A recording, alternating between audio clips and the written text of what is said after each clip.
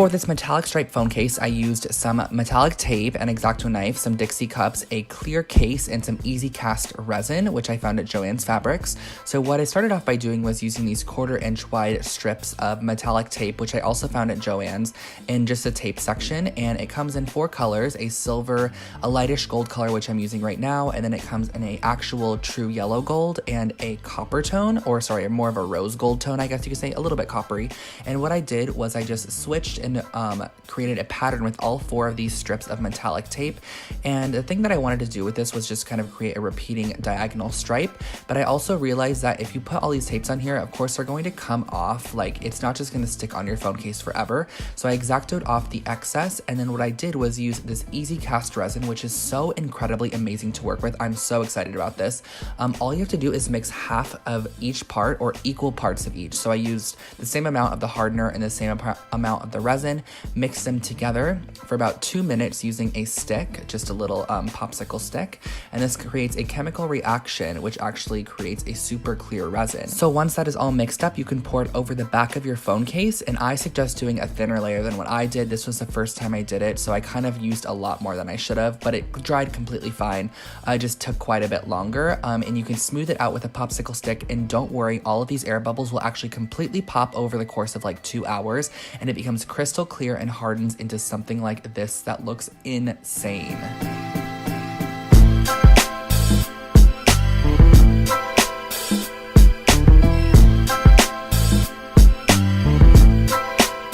This next case is a bit more creative, and what I used was some cross-stitch fabric, an embroidery hoop, a clear case, embroidery needles, and embroidery thread. So I started off using my embroidery hoop, which I picked up for a couple dollars at the store, and then I put my embroidery fabric on the inside of it, and this is just kind of like a thicker weave linen fabric, which is great for embroidery because it has little holes in it, kind of like a checkerboard if you could think about it.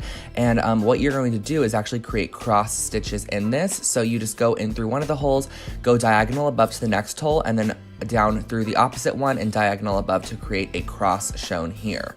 And this is going to be used to create the entire shape of the popsicle. So you're going to start off using whatever color you like, a darker color, and you're going to create a rectangle of this in a cross stitch form. And once the rectangle is created, I also did 1 strip down the center of the popsicle just to sort of show those ridges. If you guys know what type of popsicle I'm talking about, I'm kind of following a reference photo, which I'll show you in just a minute here from Pinterest, which I'll also link below to the respective owner. But I really love the way that this one looked, and I did a purple strip down the center, and then I also went back and did a lighter purple strip down the 2 inner sides just to sort of give it a little bit of dimension and really fill in those sections. We're going to tie off the strings on the inside and use a orangish brown to create the stick, which I do believe was just 4 crosses total to create the stick.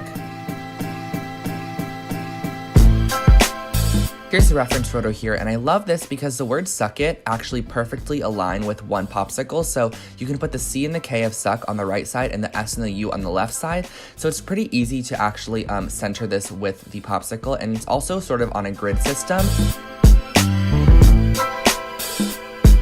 And what I did was just embroider in the word suck, and then I embroidered in the word it below it, just sort of on top without using a cross stitch pattern. I just embroidered it to where you can actually see the lettering in the dark brown.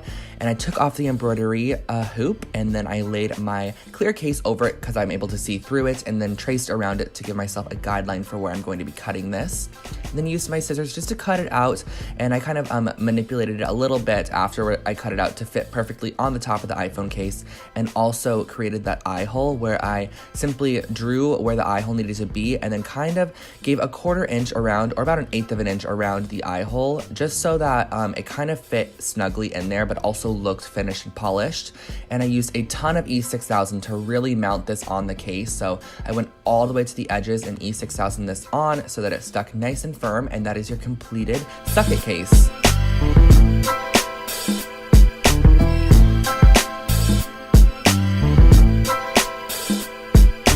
For this little star sequin case, I used some star sequins, some normal gold sequins, the resin, and then also a clear iPhone case. So what I started off by doing was measuring equal parts of both the clear resin and the hardener that you get in the package, of course.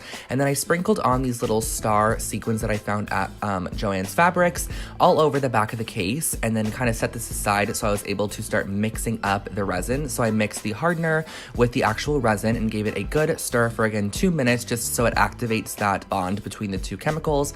And then I poured in some of the gold sequins and the gold glitter that was in the little package, and I mixed it all together. You can actually mix a lot of stuff into this resin. They actually suggest you can do colors, or you can do like glitter, whatever you want to do. So I mixed in this sequins and poured it on the back of the iPhone case over the top of the stars that we originally placed, and just sort of used my popsicle stick to just melt it all together and just manipulate it everywhere, filled in some of the gaps and let that dry overnight, and it created this incredible case.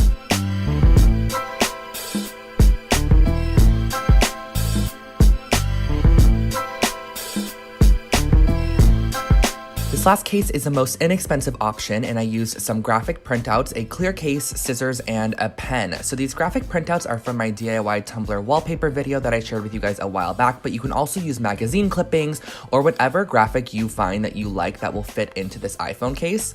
And what I did was use my clear iPhone case and a pen just to mark around the edge and then cut it out of my graphic. And the nice thing is that you can see through the clear, so you're gonna know exactly what you're cutting out or exactly what you're tracing to start off with.